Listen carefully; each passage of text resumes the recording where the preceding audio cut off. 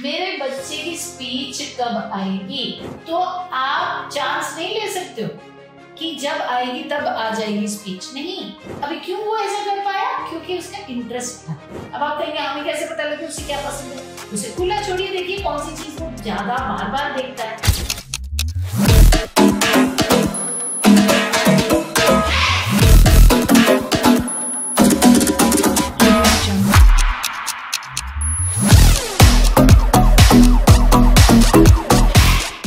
नमस्कार भाई और बहनों, मैं रजनी सशक्त एम्पावरिंग लाइव्स के हिंदी चैनल पर आप सभी का तहे दिल से स्वागत करती हूँ।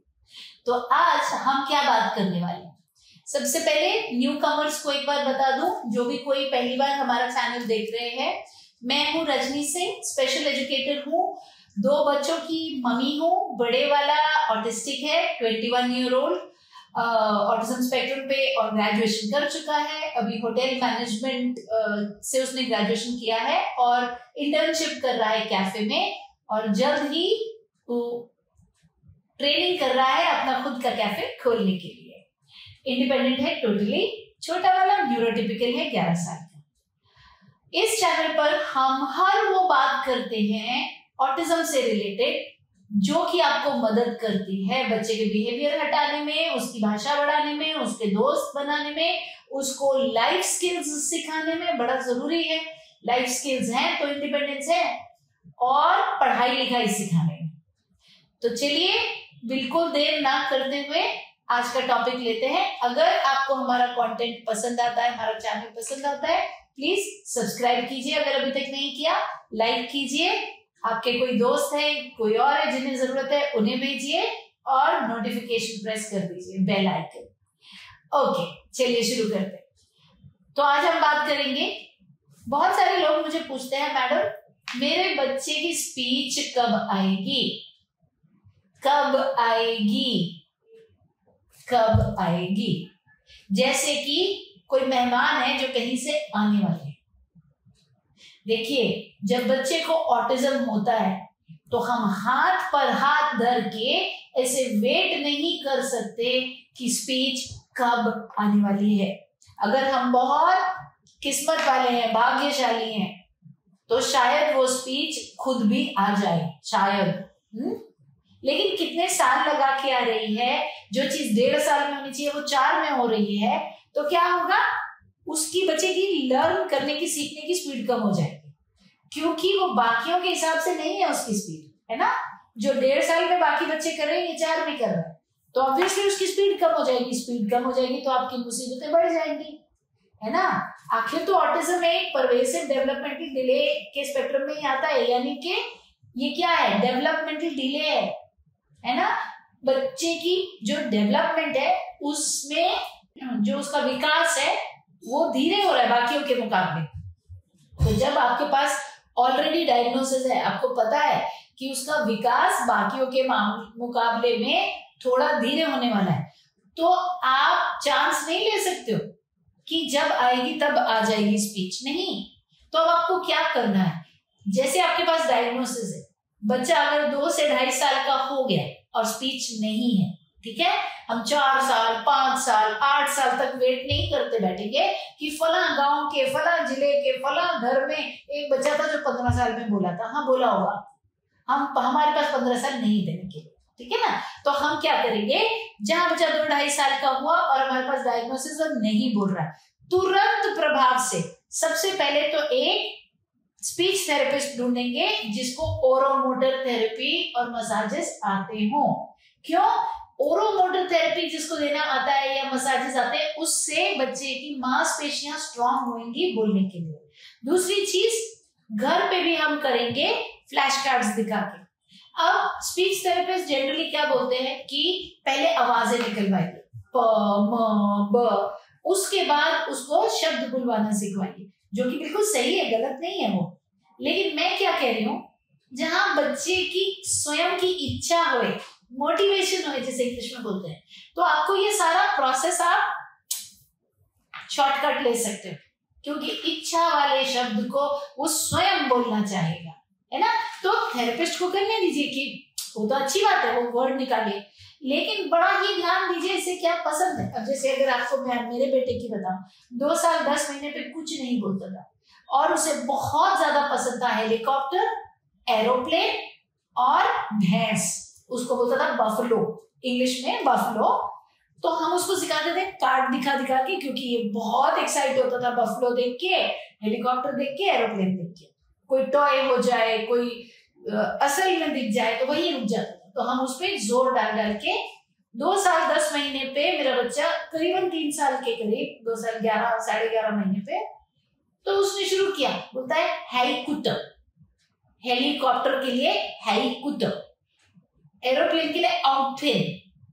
काफी क्लोज था, जबकि वो सारी आवाजें अभी नहीं निकाल रहा था, फिर भी वो कर रहा था। बफलो के लिए, भैंस के लिए बफो। अभी क्यों वो ऐसा कर पाया? क्योंकि उसका इंटरेस्ट था, है ना।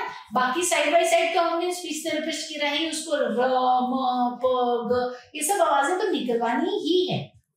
अब आप क्या करेंगे, हर रोज बच्चे के साथ फ्लैश कार्ड लेके बैठेंगे, वो वाले जो उसे बेहद पसंद है, ढूंढिए। अब आप कहेंगे हमें कैसे पता लगे उसे क्या पसंद है? उसे खुला छोड़िए, देखिए कौन सी चीज वो ज्यादा बार बार देखता है। अगर वो ये बार बार देखता है तो आप बोलेंगे पेड़, पेड़, हमने इसको नाम दे दिया पेड़, ठीक है। इस तरीके से मोबाइल देखते हैं तो मोबाइल। जो भी बच्चा इंटरेस्ट लेके देख रहा है उस चीज के साथ बच्चे के साथ प्रैक्टिस डालिए। 21 दिन तक प्रैक्टिस देंगे। इस प्रिंसिपल को बोलते हैं फ्रीक्वेंसी इंटेंसिटी ड्यूरेशन प्रिंसिपल। अब हिंदी में क्या बोलते हैं तो पता नहीं। फ्रीक्वेंसी का मतलब है कितनी बार। तो जैसे दवा की फ्रीक्वेंसी होती है ना, डॉक्टर बोलता है एंटीबायोटिक दिन में 3 बार, तो हम सुबह 9:30 बजे ले लिए, 2:30 बजे ले लिए, फिर रात में ले लिए, और एक टाइम बांध लिया हमने। वैसे ही फ्रीक्वेंसी, तो आपने एक टाइम बांध लिया कि इतना बजे हम बच्चे को पढ़ाएंगे, फिर मतलब पिक्चर्स दिखाएंगे, बात करेंगे, फिर दोपहर में, फिर शाम में, और रोज उसी टाइम पर।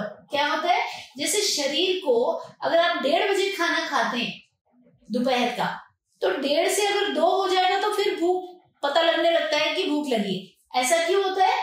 ब्रेन एक्टिवेट करता है। अब वैसे ही अगर आप एक टाइम बांध लेंगे, अगर रोज 10:30 बजे आप लेके बच्चे को बैठ रहे हैं, एग्जाम्पल के लिए आप जो मर्जी टाइम लीजिए, तो एग्जाम्पल के लिए कहती हूँ, अगर हर रोज 10:30 बजे बच्चे को लेके बैठ रहे हैं तो ब्रेन सीखने के लिए रेडी होता जाएगा कि 10:30 हो गए, अब बैठना है ना। फ्लैश का एक लगाइए आप कार्ड जिसपे टॉकिंग टाइम या बातें करने का टाइम ऐसा बजा दीजिए, जैसे स्कूल में होता है घंटी, तो ब्रेन एक्टिवेट हो जाता है। फिर हर रोज बैठिए। ये हो गया फ्रीक्वेंसी।